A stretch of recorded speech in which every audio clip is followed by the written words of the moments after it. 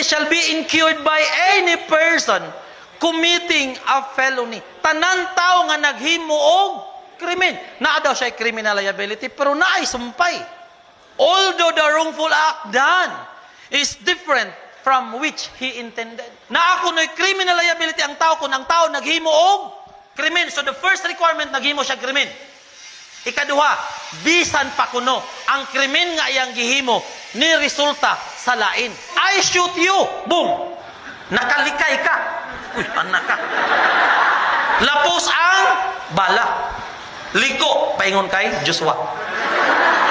Igo si Joshua, patay. Guys, question. Do I have an intention of killing him? Na ba ko'y plano, magpatyon ako siya? Yes. Naigo siya, wala? Wala. Do I have an intention of killing Joshua? Wala. Na ba ko'y criminal liability? Nga naman. Tungod kay nag-ingon si Article 4. Naaday kuno'y criminal liability ang tao kung ang tao naghimo og krimen. Bisan pa ang krimen nga iyang gihimo ni resulta sa laing krimen. Gibulagan ka sa imong uyab, February 14 na.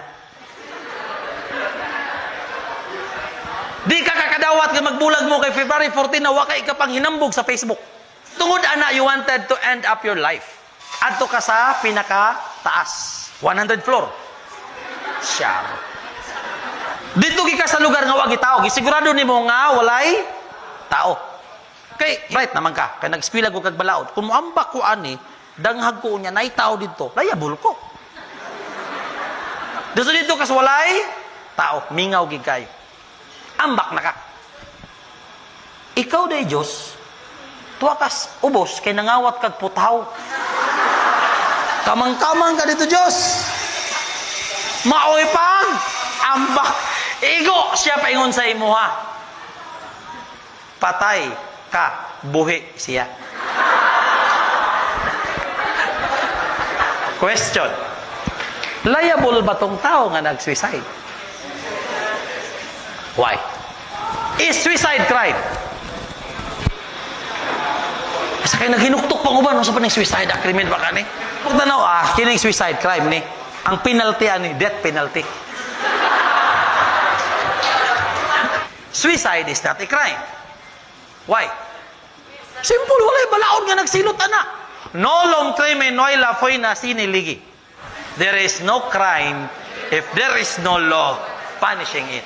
Sabi ni saya, walay krimen kung walay balaod nga nagsilot ana. Wa man siguro balaod nga nagsilot sa suicide. Di man na krimen. So karon mo apply ba ang atong Article 4? The answer is no. No, di man mo apply. Tungod kay sir, ang pag-ambak niya, that is not felony. Kung sa ito yung Article 4, criminal liability shall be incurred by any person committing, he is not committing felony, di ba? Wala ka naghimog felony itong example, oy. Kaya ang pag-ambak, dili siya felony. So, ang gihisigutan din nato dire, felony. Lang, I wanted to kill you. Gusto takapat yun. And I waited for you in a dark alley. Ako kang ipaabot dito sa ngit-ngit nga lugar. Because muagi ka mga alas 8 sa gabi. At exactly 8 o'clock, somebody passed by in resemblance kay Lynn.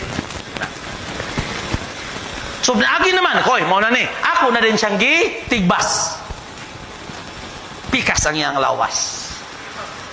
Patay. Pag flashlight na ko, uy, dili man day si Lynn.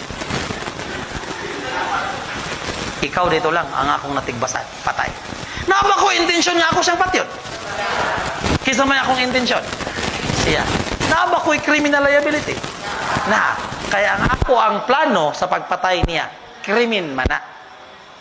Mo nang ipasabot niya sa Article 4, paragraph 1.